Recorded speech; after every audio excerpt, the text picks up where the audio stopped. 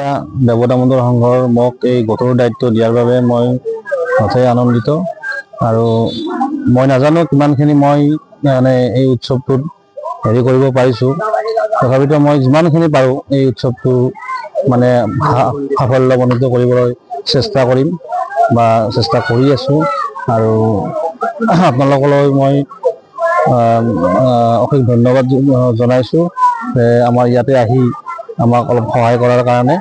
আৰু মহাপুৰুষ দেৱ দামোদৰ দেৱৰ এই মানে উৎসৱটো যাতে সমগ্ৰ অসমত আপোনালোকে প্ৰচাৰ কৰি আমাক মানে আৰু গুৰুজনাৰ প্ৰতি আমাৰ মানে যিটো মানে ভক্তিভাৱ, সেই ভক্তিভাৱটো আৰু যাতে বেছি প্ৰসন্ন হয়, সেইবাবে সেইখিনি কৈয়ে মোৰ ভৱিষ্যতটো সামৰণি মাৰিছোঁ। ৰামদিয়া দেৱ দামোদৰ সংঘৰ উদ্যোগত মহাপুৰুষ শ্ৰী শ্ৰী দামোদৰ দেৱৰ 537 সংখ্যক আৱিৰ্ভাৱ মহোৎসৱ, লগতে দেৱ দামোদৰ সংঘৰ 63 সংখ্যক বাৰ্ষিক অধিৱেশন তিনিদিনীয়া কাৰ্যসূচীৰে ৰামদিয়াৰ এই লহাপাৰাস্থিত শংকৰদেৱ গোপাল সত্ৰৰ আতিথ্যত উদযাপন কৰি থকা হৈছে। আজি মহোৎসৱৰ দ্বিতীয় দিন।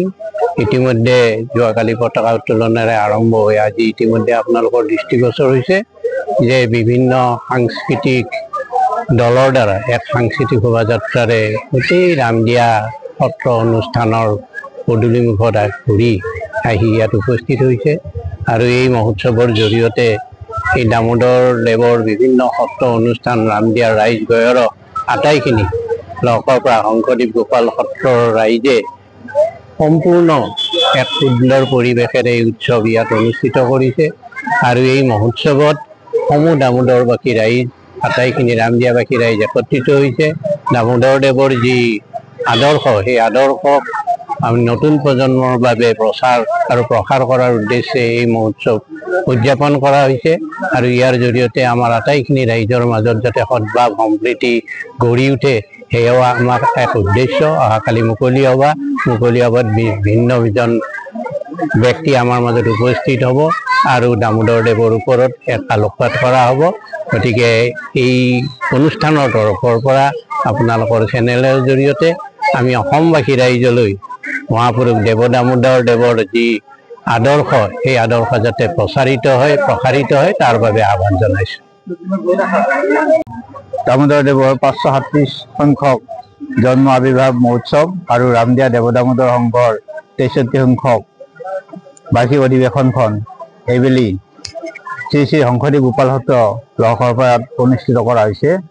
ৰামদিয়া দেৱ দামোদৰ সংঘৰ আমাৰ যি সত্ৰ 16খন সত্ৰ আছে, এই 16খন সত্ৰত প্ৰতি বছৰে প্ৰভু দামোদৰ দেৱৰ মহোৎসৱ আমি অনুষ্ঠিত কৰি আহিছোঁ। প্ৰতিখন সত্ৰত এইবেলি আমাৰ শংকৰদেৱ গোপাল সত্ৰত এইখন অনুষ্ঠিত হৈছে।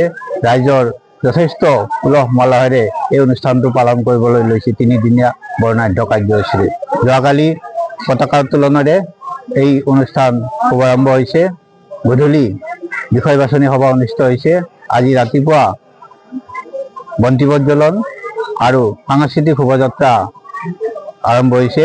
এতিয়া এইমাত্ৰ সাংস্কৃতিক শোভাযাত্ৰাৰ অন্ত পৰিছে আৰু ভক্তবৃন্দই ইয়াৰ পিছতে আহাৰ গ্ৰহণ কৰি জিৰণি ল'ব। আৰু এনেকৈ কাইলৈ সন্ধিয়া বন্তি প্ৰজ্বলন আছে 6 বজাত। তাৰপিছতে কাইলৈ ৰাতিপুৱা 4 বজাৰ পৰা উষা কীৰ্তন আৰু ধৰ্মালোচনী ধৰ্ম বাপু ভকতসকলৰ নাম প্ৰসংগ হ'ব। আৰু আবেলি 2 বজাত মুকলি ধৰ্মালোচনী সভা হ'ব। ইয়াত বহুকেইজন আমি বিজ্ঞ ব্যক্তিক আমন্ত্ৰণ জনাইছোঁ বক্তা হিচাপত। তেখেতসকলৰ বক্তৃতাৰে আমাৰ হয়তো ৰাইজক যথেষ্ট উপকৃত কৰিব। আৰু সন্ধিয়া ৰাতি 10 বজাত মিলন নাট্যগোষ্ঠী মুখকুচিত নাট্যাভিনয়েৰে নাট প্ৰদৰ্শন হ'ব। এনেকৈ আমি তিনিদিনীয়া বৰ্ণাঢ্য কাৰ্যসূচীৰে এই প্ৰভু দামোদৰ দেৱৰ 537 সংখ্যক জন্ম মহোৎসৱ পালন কৰিবলৈ লৈ আছোঁ।